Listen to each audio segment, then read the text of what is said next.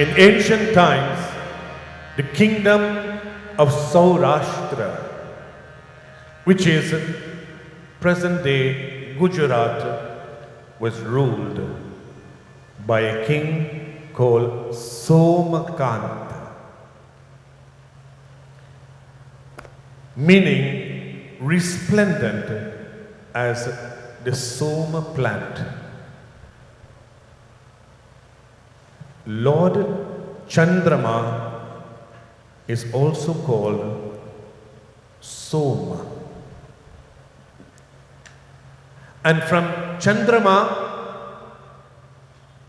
the Soma Ras is believed to give the gift of immortality. This is the exalted name of Raja Somakanta. Here, a description of this great king is given in the Ganesha Purana, like the blossoming face of Bhumi Devi, Mother Earth. There existed a fertile place on earth bearing the name Saurashtra. This place was abundantly filled with flower ponds, and with its greatness for its people and fertile fields, it remained a place of prosperity. Abandoning all vices never existed, but full of wealth. In Saurashtra, there was a city. In that place, known by the name of Devanagar, city of the gods. Devanagar in Saurashtra. The city was prominent with great fortresses, with novel mansions, towering temples, amusement parks, flowering gardens, and art galleries. It was ruled by a just and righteous king by the name of Somakanta. What are the qualities of a great ruler? The Purana, Ganesha Purana, describes the qualities of Somakanta.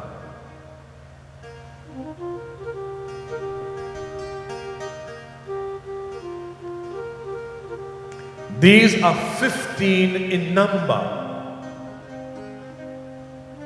The qualities of an ideal ruler, the qualities of an ideal king. His compassion is described as being expansive as the ocean. His intellect sharp like Brihaspati, the guru of the gods, the guru of the devas. Patience measuring to the intensity of Bhumi Devi, Mother Earth. Bright as sunshine and in eminence like that of Chandrama, the moon. He was handsome, wealthy, proficient in the arts and crafts.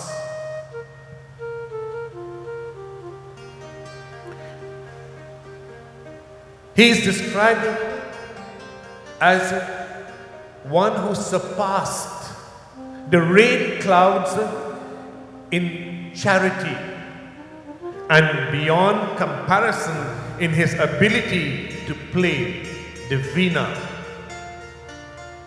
So he was also an expert in music. By virtue of his thorough scholarship, he was versed also in the four Vedam, Rig Veda, Yajur Veda, Sam Veda, Atharva Veda. More than that, he was balanced in the administration of his rule, displaying exemplary spiritual wisdom.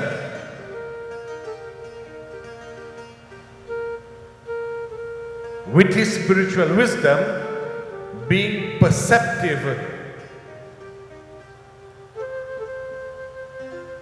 he earned excellence in his political administration. In other words, his spiritual foundation allowed him the privilege to be an excellent leader, rulership in the political arena. He possessed the ability of reigning supreme over other kings and remained matchless as the greatest ruler of his time. These are the 15 qualities described here in the Ganesh Puranam, the 15 qualities needed to be a successful ruler, a successful king.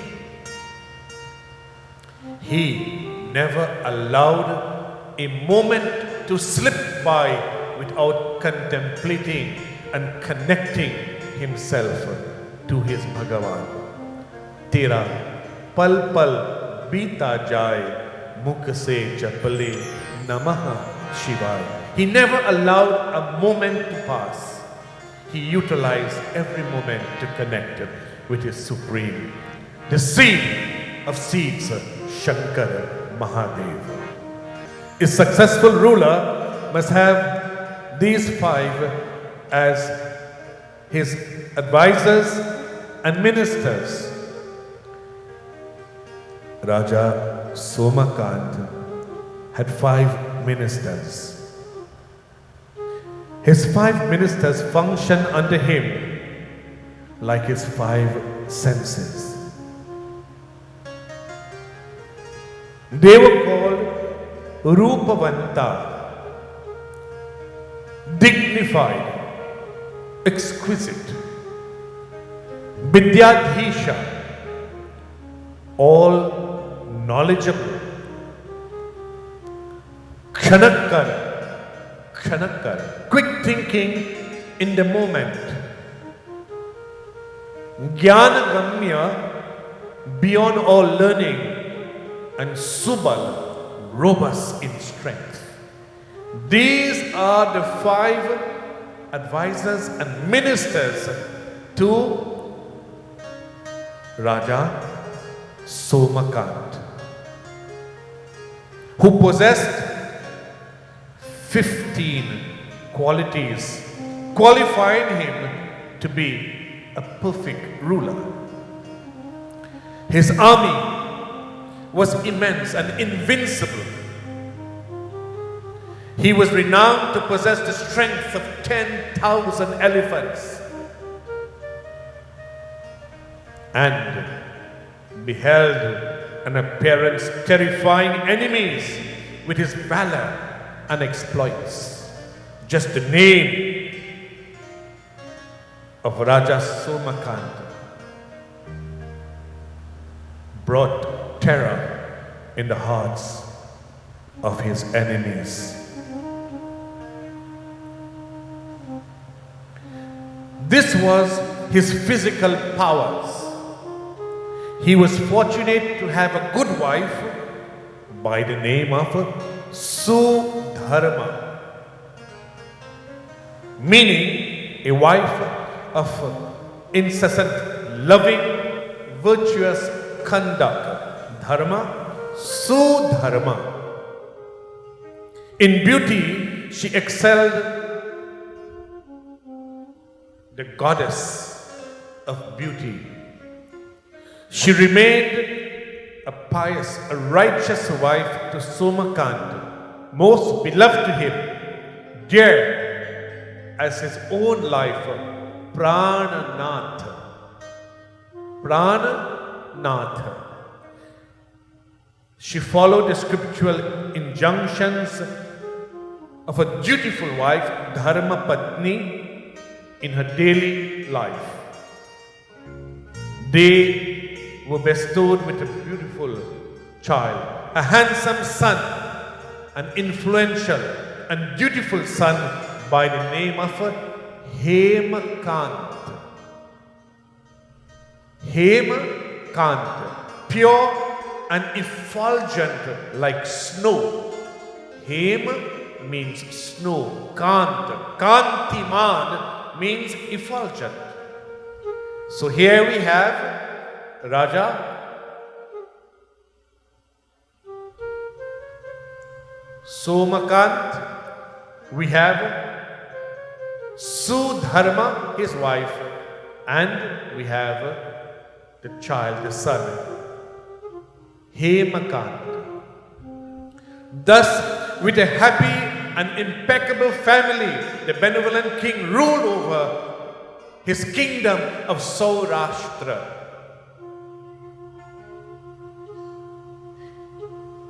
Ruled by the city called Devanagar, city of the gods, bringing peace and prosperity to his loyal subjects.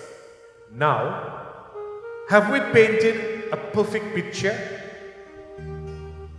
A perfect picture, a perfect ruler, a perfect family?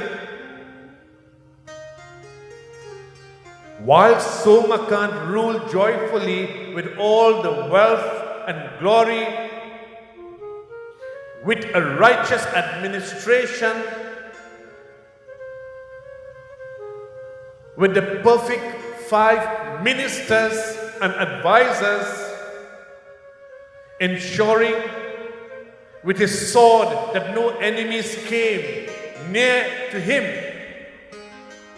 owing to his unholy karmas, karmic deeds in past births. In past births, he contracted the unbearable disease of leprosy and suffered a great deal. A perfect king, a perfect kingdom, a perfect wife, a perfect son, a perfect administration,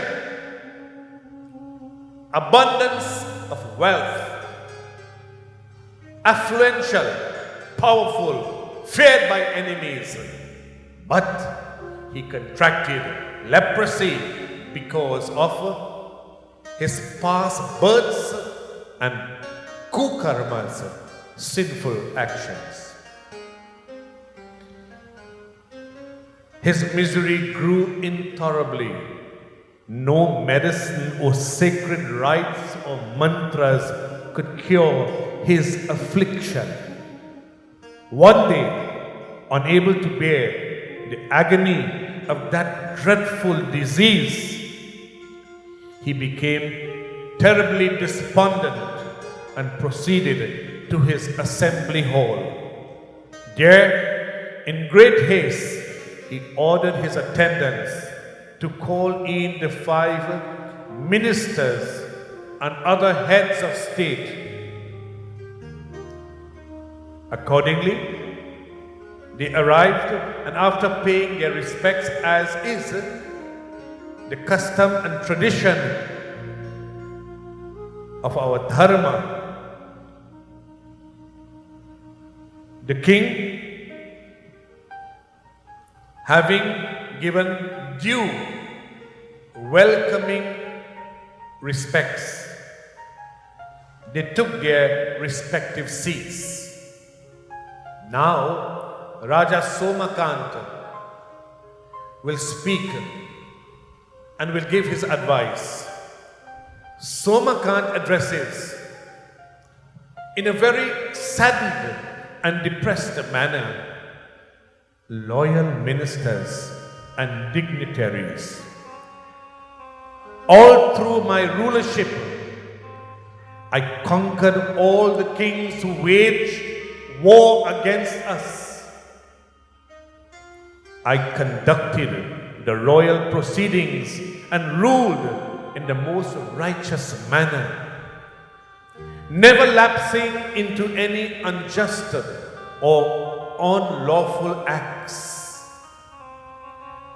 I observed the yamas and the niyamas, 20 in number. Still, today I struggle, not finding a way to cure myself of this dreadful disease. No medicine, no mantra can relieve me of this condition, tormenting my mind every instant, indicating no sign of relief. If I do not have health, Somakanta expresses, if I do not have health, what is the use of wealth or even life in a palace? All my beauty, benevolence, and powers have come to an end. I understand now that it is the result of my past deeds, and I can only blame myself and accept my suffering alone. These kathas and narration are meant for us to reflect also upon our own lives. What we may have, what we may possess, we too must awaken our minds and ask pertinent questions. What are some of these pertinent questions when we reflect upon Raja Somakanta? His wealth, his power, his affluence. Did I live before this lifetime? You see, Raja Somakanta must ask himself, what have I done? What have we done? Did I live before this lifetime? This is one of the questions that must be inquired in every human life. Was this my first and only life? Is it my first and only life? Did I live before? Will I live again? Would I be able to live another physical life in the future? These are the fundamental inquiry that must be made in the life of every Sanatanist and in the life of every good human being. If we did not live before this life, and if this is my first life, then when and how was my first karmic action performed? When was the first karma performed? If God is a fair God, a just God, and this is my first birth, why are there so much inequalities at the time of a child's birth? If we did not live before, and if this is our first life, then why should a child be placed in a home that is poverty-stricken or even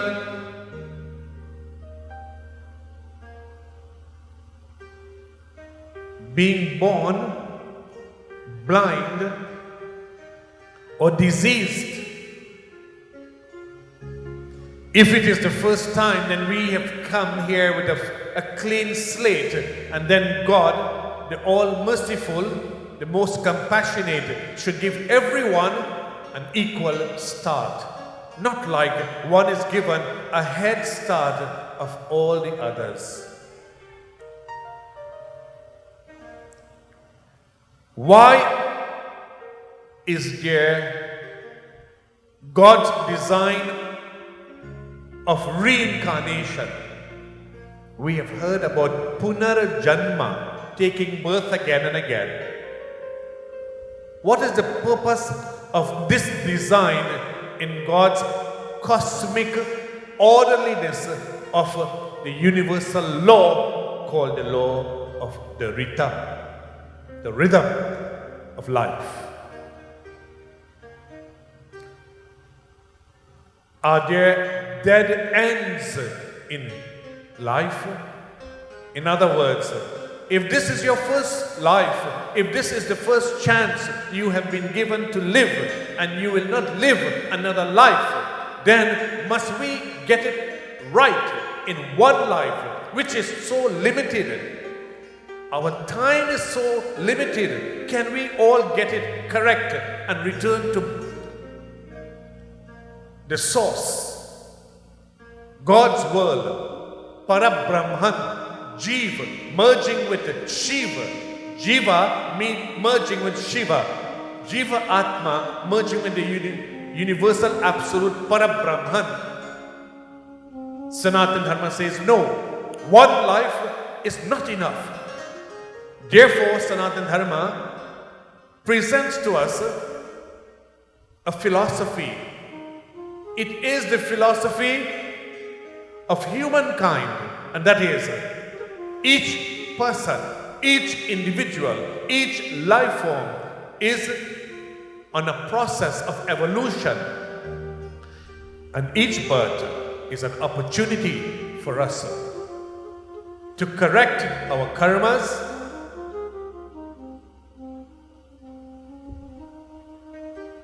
to purify ourselves, and to evolve in a gradational manner, step by step, just as we go through the process of education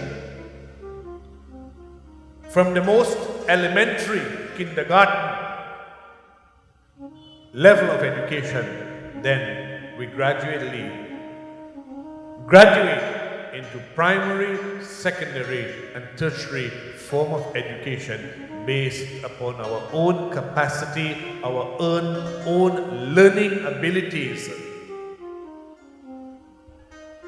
Not everyone will be able to maintain the same rate of growth.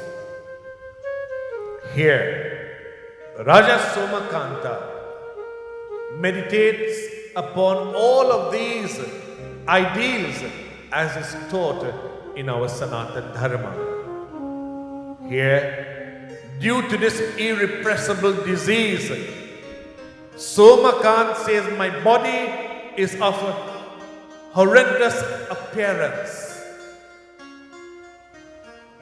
This is what happens in the process of growth and decay, and of course when old age and disease sets in.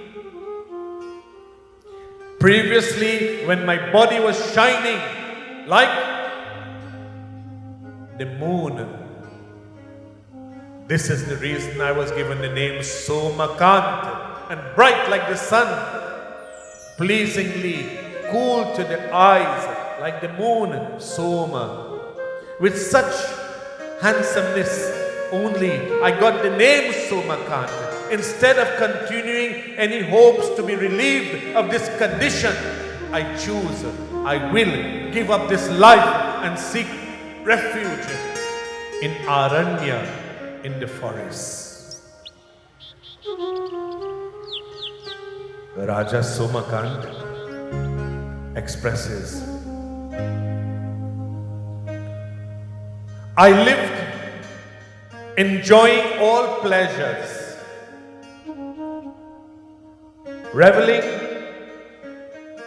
in decadence. I was immersed in royal luxury, and I led a life of exuberance. Now, with all the vitality of my body dulled and wasted, I do not wish to live anymore. This royal splendor or even to bear administration of rulership, it would be proper for me to renounce the kingdom and retire to the forest, leading a solitary life. We must contemplate and reflect upon our achievements, our lives, like Somakant. He assesses his life, but he's contemplating more than ever. In life, it does not matter who you are. The laws of karma are not subjected to the Hindu alone. The law of gravity, for example, is not a Hindu law and it affects Hindus. It is a universal law. And so the law of karma, this is why it's called the law. It is a law of karma. And just like gravity affects all beings, the law of karma is a universal law. It affects all. It is a universal law experienced by all. You have heard it all before. What goes around comes around. You have heard it. As you sow, so shall you reap. These proverbs represent the basic understanding of the law of karma and the way cause and effect works. You sow a seed, you reap a harvest. Karma can be divided into two aspects. Good karmas and bad karmas. Individual karmas and collective karmas. The fruits of karma can be gathered in a collective manner. What does it mean? If a group of individuals perform certain similar karmas together, a certain activity together, then what will happen? Like we are all sitting here tonight, each night, a great divine power is bringing us together. This is an example of group karma.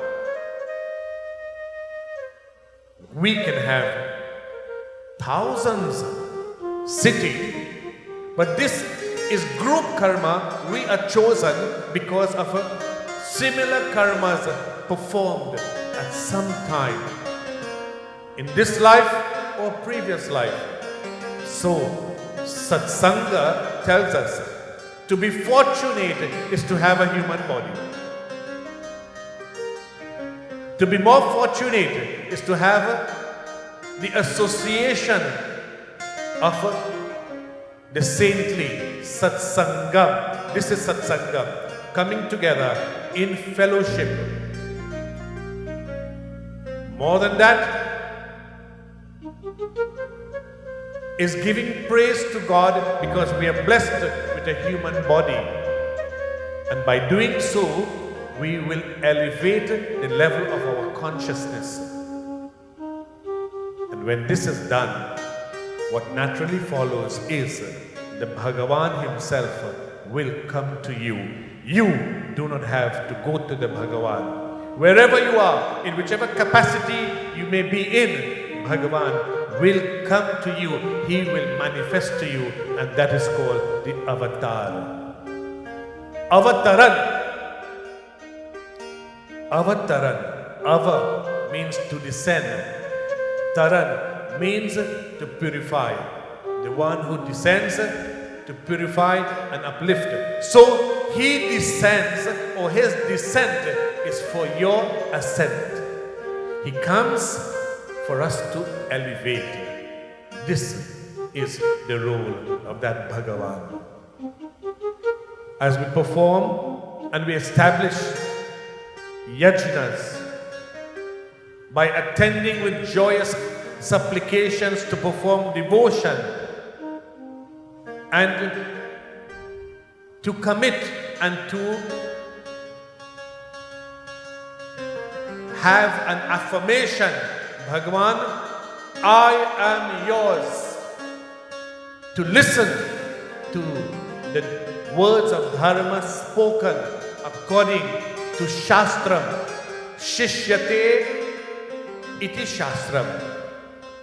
Shishyate hitam iti Shastram. Shastra is not just a scripture, but it means that which is recited for the upliftment of the student. Shishyate hitam iti Shastram. This is the definition for the word scripture in Sanatana Dharma. Only that which is given for your upliftment is described as Shastra. I have therefore decided to coronate my son Hemakanta and resign the throne. This is Raja Somakanta's declaration. Dear ministers and dignitaries, my son Hemakanta is superior to me in many ways. You should all be loyal to him in all royal matters and ensure to oversee his greatness, to ensure his success as my due successor. Boli Sri Gajanan Bhagavan ki Jai. As Raja Somakant spoke, his ministers and the royal dignitaries felt despondent, a sense of despair. At that very moment, overwhelmed by emotional grief, the king felt exhausted and he fell unconscious. Seeing this, the ministers became startled, and with great grief, they surrounded the king, expressing all their hearts, their heartfelt emotion. Then, by their understanding of Ayurveda, that the first element that enters into our lives at the moment of birth is the element of sound. And the last sense that leaves us at the moment of transition is the sense of hearing. Seeing their king unconscious, they took up the shankha and they blew that shank to revive him from fading away in the sound akash element, that his consciousness may return back into his body consciousness. Immediately as the shank was blown, Somakanta was revived. Meditating with utmost reverence upon the lotus feet of Shiva, he began to contemplate. His ministers then expressed, O Raja Somakant, you took good care of us throughout our lives, more than a parent, showering us with your affection. When one such as you should suffer the pains of leprosy and proceed to the forest renouncing the throne, would it be righteous on our part to send you there alone and for us to live in the comfort of our homes, or in the quarters of this palace? Is it possible? How can we? Raja Somakant says to his ministers, I am suffering the consequences of karmas, karmic reaction, and no confession at the last moment will wipe this karmic slate clean.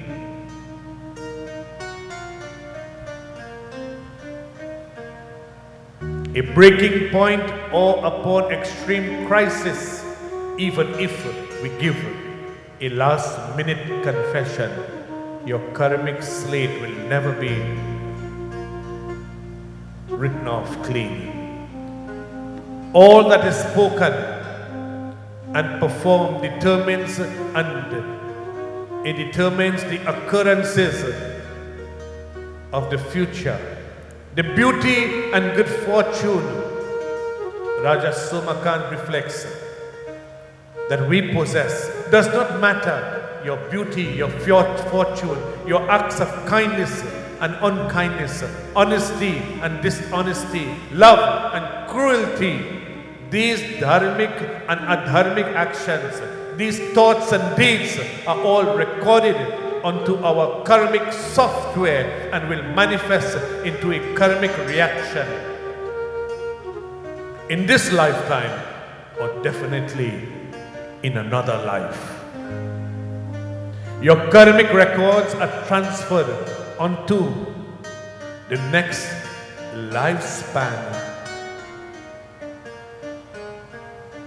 Therefore, each karmic act conveys an exact and specific formula which provides the maturity, duration or interval for its karmic fruition, and when the results will be implemented or fulfilled, then it becomes what is understood as karmic fruition. However, some karmic seeds that may have already been planted in lifetimes ago or in this life may not be realized in just one lifetime. Therefore, must continuously be carried over and maybe over again into another birth. And so many karmas and their consequences cannot be experienced in this life. It may flow into another or maybe into a further lifetime.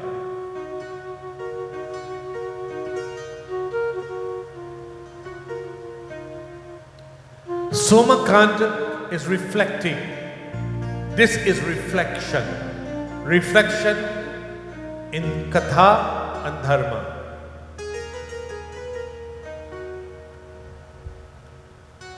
Somakant speaks to his ministers. They are expressing their own sentiments. Is it possible for us even to live like this without such a ruler? Your son Hemakant is undoubtedly capable of earning both wealth and dharma. You see, power placed in the wrong hands in a contemporary world today, many hold great power, but in that position there is no spirituality. And without spirituality, whichever secular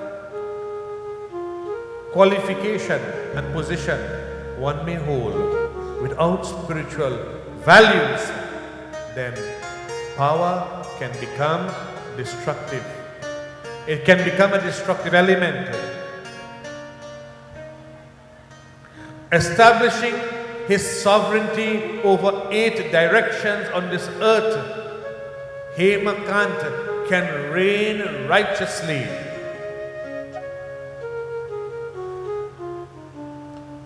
Hemakant, his competence in rulership is adequate.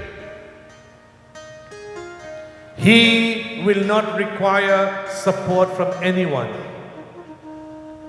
Raja Somakant is saying to his ministers. The ministers in turn says to Raja Somakant, we agree, we too have made a decision. We will accompany you to the forest. We will live a life accepting the rules, and we will become monks. We will become recluse. We will live with you and we will serve you.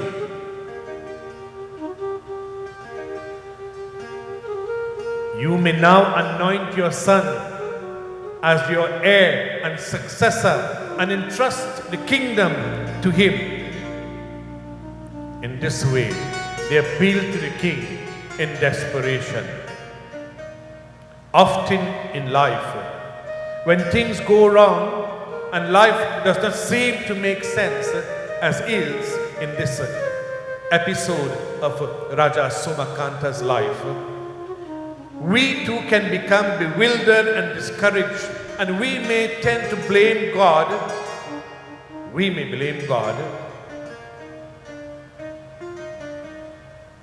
We may blame circumstances. And we will say, everything seems to be working against me. But this is not. This is not the way Raja Somakanta is thinking.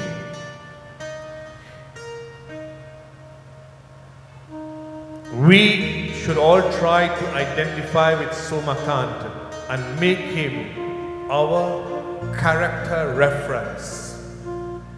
Our character reference. All that was happening became known to Somakanta's wife, Sudharma. She was not sitting in that meeting with the ministers, but she came to know of what transpired. Unable to contain herself, she immediately came, approached her husband, and reverentially she spoke to him. She spoke to Raja Somakanta. O Raja, I consider you my very life. How have you made this decision alone? I have connected my life source with you. Although we possess two bodies, our hearts and souls have become one. How have you taken such a decision?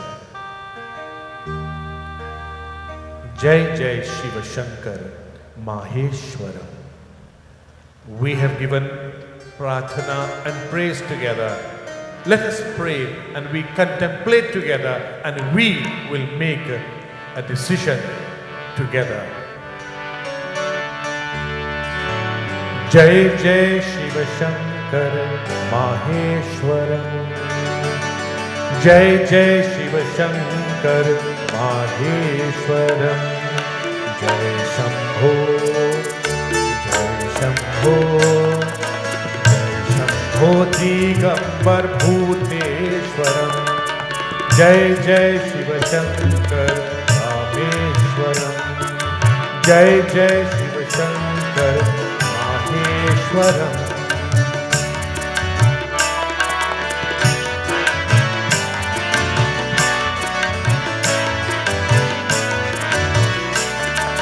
Shashishekaram Mundamaleshwaram.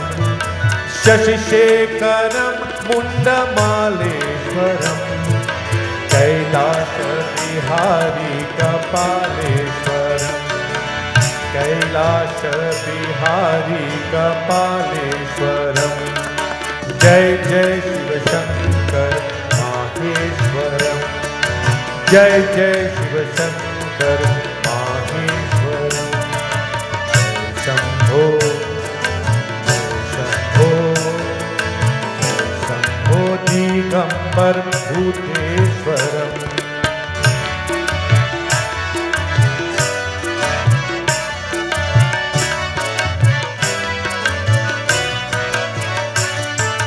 Pashupati Tripurari गंगाधरम। Pashupati Tripurari गंगाधरम। त्र्यंबकम Uma प्राणेश्वरम।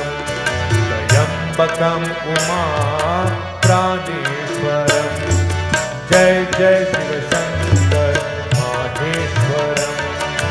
जय जय शिव शंकर माहेश्वरम।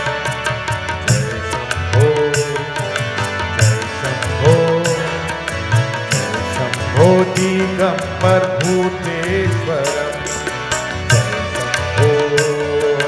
जय शंभो भूतेश्वर। जय जय शिव शंकर माहेश्वरम। जय जय Shiv Shankar माहेश्वरम।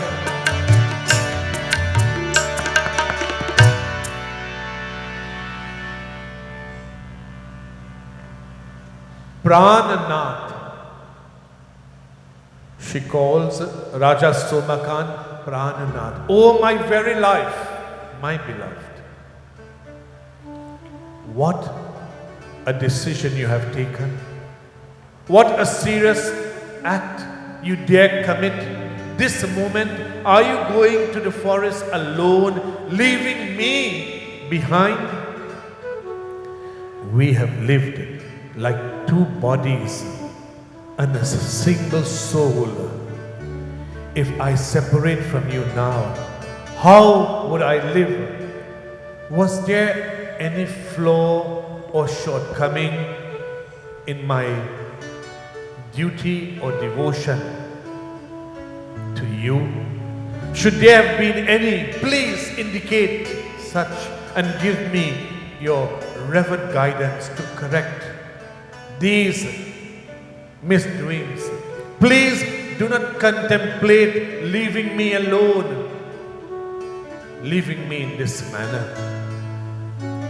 As we are living now, inseparable, like the veena and its strings, we should continue until the very end and live together in each other's companionship. There is much to learn from these episodes.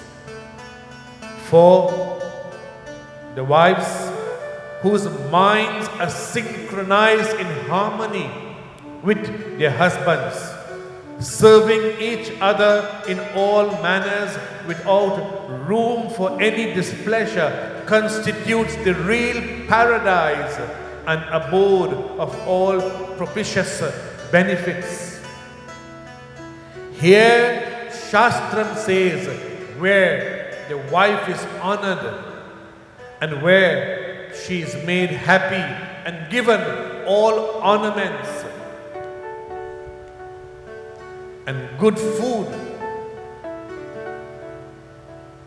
that home becomes the abode of the gods, the abode of the devas. Yatra naryastu pujyante tatra ramante devataha. Yatra naryastu pujyante, where she is honored and worshipped, the mother and the wife of that home. Tatra ramante devataha, there the devas rejoice. And where she is not, and she is made to cry, that home is destroyed even without fire. It would be the same whether it is in the palace or in the forest. So, I will not leave you and live separately. In this manner, she poured out her grief, unable to bear this pain, like a deer hit by an arrow, with her heart twisted to the extreme and tears flowing in an emotional outburst. My dear, according to your own wishes, let us therefore anoint our accomplished son Hemakanta. Let him succeed this throne. We will crown him king and entrusting him the task of ruling this kingdom of Saurashtra and Devanagari. And then let us both retreat to the forest. This she requested of her king and her husband. This is her suppliant request.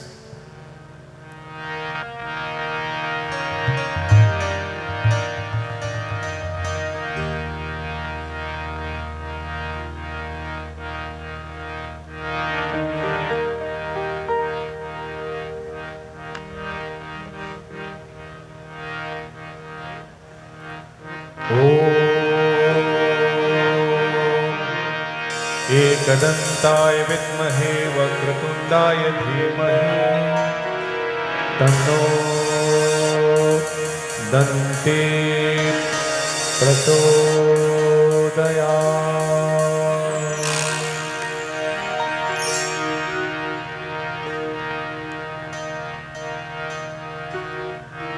ॐ तत्पुरुषाय विद्महे महादेवाय धीमहि तन्नो रुद्रः प्रचोदयात्। Contemplating and meditating upon the seed mantra, the seed of seeds, Lord Shankar, contemplating upon Lord Ganapati, remover of obstacles, observing this, the Prince Hemakanta bowed to the king and appealed to his parents. Dearest father, dearest mother, am I to part from both of you? My loving mother and father, how can I alone bear the burden of rulership? Am I qualified? You are both my devas in reality. Tvam eva mata chapita tvam eva. The mantra and prayer recited by all Sanatanis.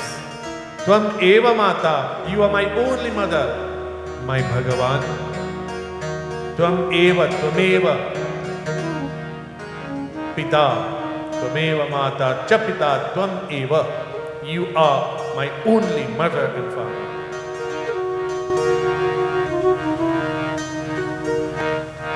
Would it not seem empty for a son to live without his parents? Similar to the sky, when the sun and the moon are absent, as a yajna deprived of a cow, or the Havan, as a kingdom devoid of a king and minister. If such is your command, I do not wish to own this kingdom if you both are absent from it. Here, a child, a son, is given the opportunity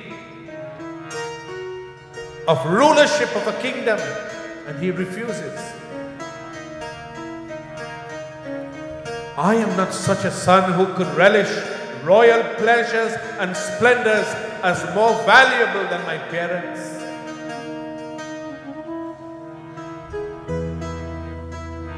Hence, take me with you to the forest. This is Hemakanta's request. Hemakanta understood the rules of Shastram, he says to his father, Punnamno narakat yasmat trayate iti putraha. A dutiful child is called putra. The child that takes the parent out of hellish state of consciousness is called putra. Punnamo narakat yasmat trayate iti putra. A dutiful, obedient and grateful child is called putra. But a child that shows no gratitude to parents is not called putra, he is called mutra. Should I tell you what mutra means? Mutra means urine. In etymology, it states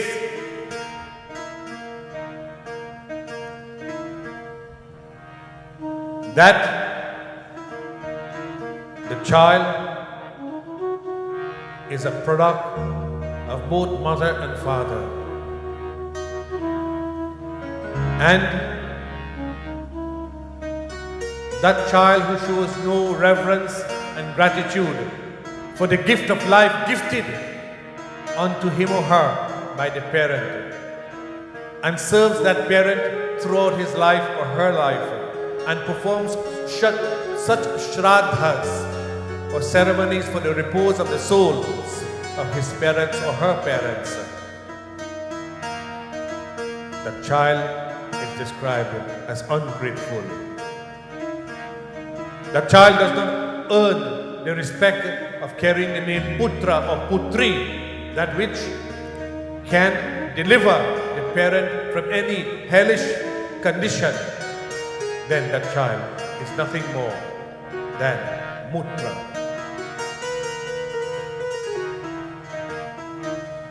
Here, this place within Somakanta, having listened to Hemakanta's address, he says, Hemakanta, the primary duty of a son is to obey the commands of his parents without protest.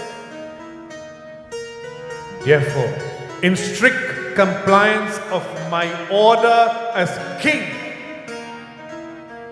and a father, accept the reign of this kingdom and administer virtuous rule along with the wise guidance of our ministers.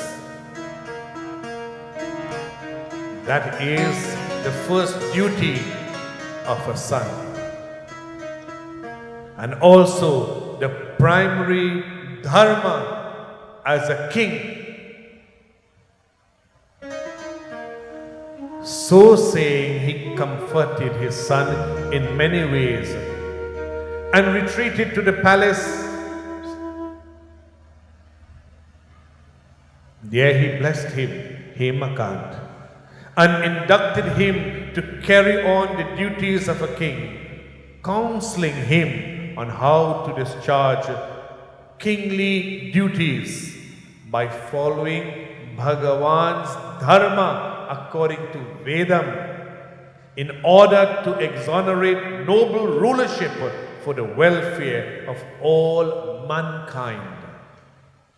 This is the beauty of your ancient Vedic tradition. The Vedic tradition of Sanatan Dharma, always placing Dharma first and foremost.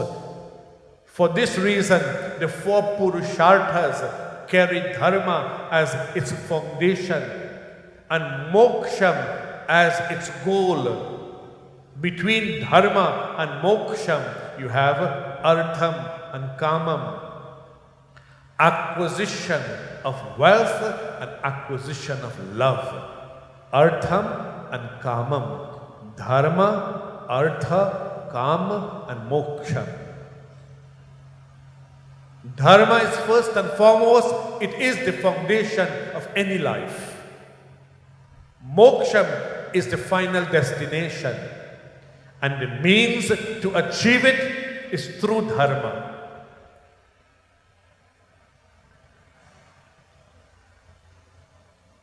Therefore, do not be caught or do not become lost in the paradox of wealth and desire, artham and kamam, artham and kamam, wealth, acquisition of wealth for the fulfillment of desire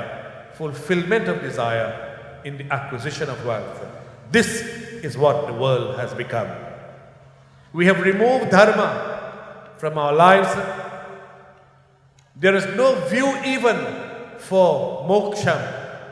And we are here in the paradox of fulfilling artham, kamam, wealth, desire, as if it is an endless treadmill.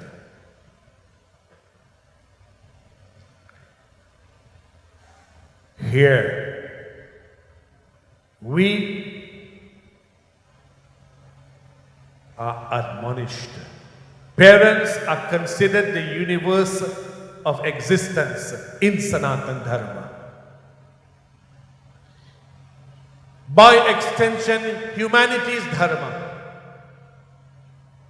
What has happened to the world today? God's dharma is duty to parents. Hemakant is the exemplary child who is like Lord Ganesha, regards parents as life itself. And any instruction by a parent should be regarded as a blessing and an honor to fulfill obediently. Parents too have an obligation to a child to ensure that they are groomed in the ways of noble conduct, to be respectful and dutiful, and to cultivate in them a sense of appreciation for God's dharma, and never ever to put one child against another child because of prejudice of race, class, religion, so that they in turn can secure this dharma, this beautiful dharma, generation after generation after generation. This is the duty of all parents. We crave to know that we are sacred once again. This answer isn't in the galactic dust, but in ourselves. Each person is entitled to some version of God that seems real. Who is God? In all religions, God is described as infinite and unbounded. This gives us no choice but to find a substitute for infinity that retains something of God, enough so that we feel His presence. Murtis include almost every form, event, or phenomena. And when we look at this murti, it reminds us immediately, this is Ganesha. It reminds us of the many narration and kathas of the Puranas. Most Hindu vehicles are protected by some form of Ganesha, reminding you of the presence of God in space. Where there is a murti or a mandir, it is a reminder to us that God exists in space. And where there are functions and celebrations, it reminds us of God in time, without which we will not have a place for worship, nor will we remember God at any time. So ceremonies and celebrations are continuously reminding us God exists in time, and places of worship, God exists in space. The same eye that gives a person a sense of identity, extending beyond the physical body, expanding to embrace nature, the universe, and ultimately pure spirit, is represented by the form of Ganesha. Each time we come and we behold this magnificent form, it connects us with the Absolute. This is how we are connected. God has to be approached in stages. Otherwise, one could never close the huge gap between him and oneself. The issue is not how many gods exist, but how completely our needs can be spiritually fulfilled. This is Somakanta's life experience.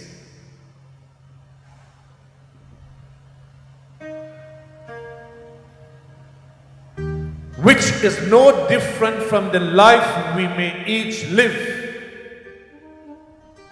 We may not be kings, but we also experience life in the same way. Whether you are a king or an ordinary person, the law of karma is a universal law and it will affect everyone equally. From being a most regal king, Somakanta declined to becoming a despondent and anguished individual. But by his belief and unswerving devotion to Lord Ganesha, he influenced the course of his life and transformed the life he was destined to live. Ke Sara Sara is not Hinduism. Although our destiny may be predestined, your present karma will alter those predestined destiny. Although karmas that were performed in the past may have created predestined events for you, your present action now and the decisions you make now based upon the freedom of your choices will and can alter all of your predestined destinies. This is Sanatana Dharma. You can shape, reshape, and remold your future. Karma is in your hands. By his belief, it is only the Hindu scripture that is repleted with examples of reincarnation, which gives us a great hope that there is no dead end. If you did not succeed in this life, then there are many chances that you would be given. Take as many chances, birth after birth after birth. Sanatana Dharma says that each life is an opportunity. Do not be despondent if you did not get it right now. You will be given another chance. If you did not get it right now, you will not be thrown into an eternal hell. A fair and loving parent will not condemn a child to eternal damnation. Somakant in a previous birth was a very notorious criminal who perpetrated acts of violence and unlawful conduct and suffered immensely birth after birth. He is not aware of his previous lives, but by the manifestation of karma, it can be interpreted. Each karma carries a specific result. And those who are versed in the Shastram will be able to interpret each element of disease or disadvantage that we may be placed in this present life. What karmas are they connected with? You can know. It gives us hope, it gives us perseverance, it gives you strength, it gives you endurance. And therefore, there is no question of becoming a fatalistic individual, because you will live again. He found recourse because of his spiritual foundation, his dharma. He knew to impede this karma in one of his lifetimes by the act of rebuilding an abandoned Ganesha Mandir. He received the merits to be born as a king. Although he suffered immensely in the later years, in his early childhood, he inherited name, fame, acquisition, rulership. Later on, he succumbed to this disease. He was granted holy association with sage Bhrigu.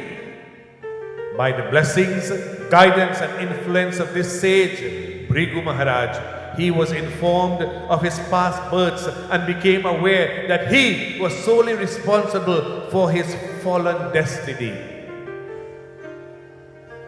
Now, acceptance and understanding encouraged him to observe the disciplines prescribed by sage Bhrigu, and ultimately he became alleviated from his suffering. We too must become accepting and appreciate that today humanity is faced with ailing lifestyles and ill health. Why? Individual karmas, collective karmas. The dharma of humanity gives you solution, Sanatan Dharma. The dharma of humanity gives us remedies. Your souls have been neglected. We have neglected our souls. And duty we have neglected.